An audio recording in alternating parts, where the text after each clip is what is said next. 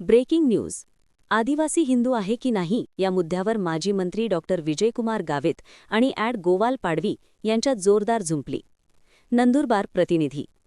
लोकसभेमध्ये आदिवासी समाजासाठी स्वतंत्र धर्मकोडची मागणी करताना ॲड गोवाल पाडवी यांनी प्रश्न उपस्थित केल्यानंतर राजकीय व सामाजिक वर्तुळात मोठी खळबळ उडाली आहे.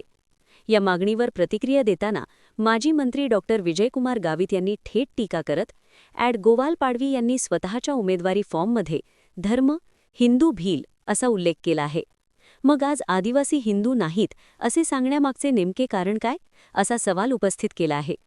डॉक्टर गावित यांनी स्पष्ट शब्दात म्हटले आहे की आदिवासींना धर्म नसतो हे कशावरून बोलतात हे त्याने तपासून पाहावे असे गोवाल पाडवींना उद्देशून म्हटले आहे.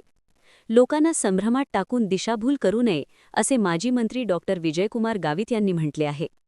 या वक्तव्यामुळे आदिवासी समाजाचा धर्म, ओळख आणि स्वतंत्र धर्मकोड या मुद्द्यावर पुन्हा एकदा राष्ट्रीय पातळीवर चर्चा सुरू झाली असून येत्या काळात या वादाचे पडसाद संसदेत आणि समाजात अधिक तीव्र होण्याची शक्यता आहे.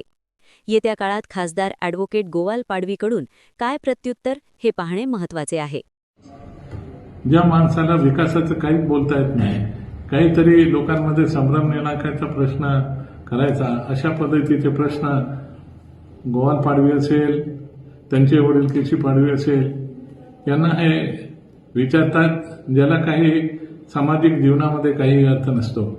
ज्या माणसाने स्वतःच्या फॉर्ममध्ये हिंदू भील लिहिलेलं आहे तोच माणूस विचारतो आदिवासीला धर्म नसतो असं.